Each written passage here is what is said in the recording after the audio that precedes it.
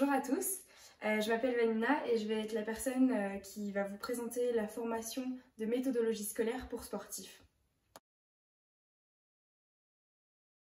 Mon papa est enseignant et coach de basket et il a décidé de proposer cette formation à ceux qui voudraient mettre leur temps à profit pour se donner quelques compétences scolaires supplémentaires.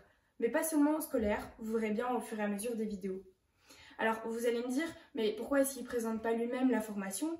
À vrai dire, je ne lui ai pas vraiment demandé, mais bon, je me suis dit qu'avec ses cheveux gris et sa tronche de cake, il passait pas trop bien à la caméra. Du coup, je me suis dit que ce serait mieux que je le fasse moi. Je rigole, hein. Il est pas si moche que ça, mon papa.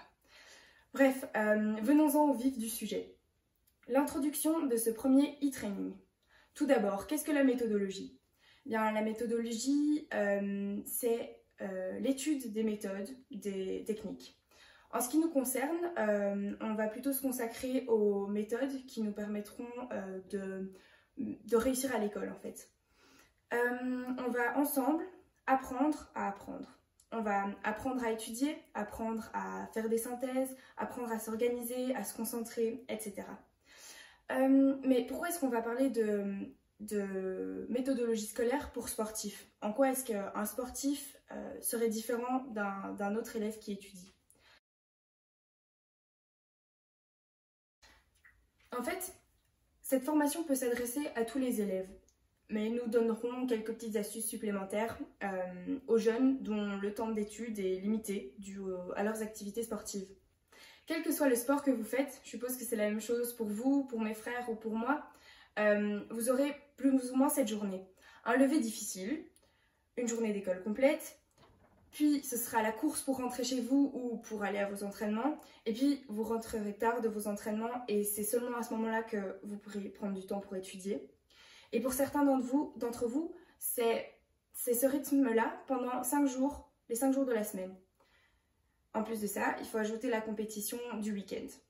Alors oui, dans ces conditions, ça devient vraiment très important d'être le plus efficace possible lorsqu'on étudie. En plus de ça, peut-être que, comme moi, vous avez un job d'étudiant et à partir de ce moment-là, ça devient vraiment vital de pouvoir bien s'organiser. Et comme moi, je suppose que vous ne pouvez pas vous passer de votre sport. Donc réussir à l'école, ça devient vraiment quelque chose de très important, ne fût-ce que pour éviter que nos parents nous sanctionnent et donc nous privent de nos activités. Les différents cours de notre formation ne vont pas parler d'une matière en particulier, mais on va essayer d'apprendre ensemble. On va apprendre toute une série de compétences qui nous serviront pour l'école, pour nos activités, mais aussi pour notre future profession. Ces compétences te permettront aussi, on l'espère, de t'aider dans ton développement personnel, en espérant qu'il soit le plus harmonieux possible. Mais une des caractéristiques des sportifs de haut niveau ou de ceux qui réussissent très bien dans n'importe quel domaine, c'est d'être reconnaissant des difficultés qu'ils rencontrent, car ils savent que les difficultés, ou même parfois les échecs, ne font que les rendre plus performants, plus forts et meilleurs. Quand il y a un challenge, quelque chose de compliqué ou un obstacle, ça me fait plaisir parce que je sais que je vais en sortir meilleur. Nelson Mandela a dit « Soit je gagne, soit j'apprends ». Quel que soit le challenge, soit je le réussis, soit j'aurai appris quelque chose. Certaines personnes, lorsqu'elles rencontrent un obstacle ou une difficulté, vont se plaindre de la lourdeur des activités et ils vont prendre ça vraiment comme une excuse. Mais si vous voulez être performant dans un domaine, il faudra être différent et il faudra être prêt à changer. Et vous savez quoi? La bonne nouvelle, c'est qu'on est tous capables de changer. Même plus, le changement est une caractéristique essentielle à l'être humain.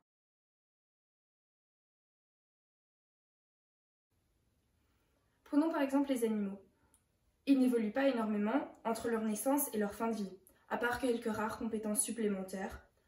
Par exemple, un chat, après quelques mois, il aura déjà atteint toutes les compétences dont il a besoin jusqu'à la fin de sa vie. Parlons de mon chat. On l'a recueilli près d'un stade de sport et il n'a pas besoin d'autres chats qui vont lui apprendre comment se comporter comme un chat, comment manger comme un chat, comment chasser comme un chat, comment se laver comme un chat. Les animaux ont des instincts qui leur permettent d'avoir la quasi-totalité de leurs compétences à partir de leur naissance. Ils développent bien quelques compétences durant leur vie, Mais à partir de quelques mois après leur naissance, ils ont quasi toutes les compétences dont ils ont besoin jusqu'à la fin de leur vie. Mais l'être humain, lui, il évolue énormément dans sa vie. Il change, il apprend, il développe énormément de compétences tout au long de sa vie. Mes compétences à 2 ans, ou à 10 ans, ou dans 3 ans, ne seront pas les mêmes. Entre 7 et 10 ans, un enfant apprend en moyenne 1000 mots par an. Alors oui, on change même beaucoup, et on apprend beaucoup.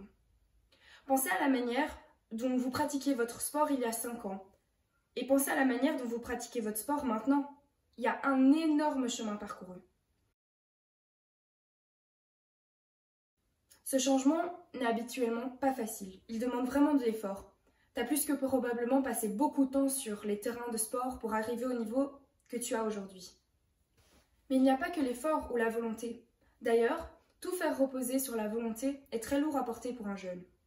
Pour un adulte aussi. Il suffit de voir les bonnes résolutions qu'ont pris tes parents pour la nouvelle année. Combien de temps est-ce qu'elles ont tenu ?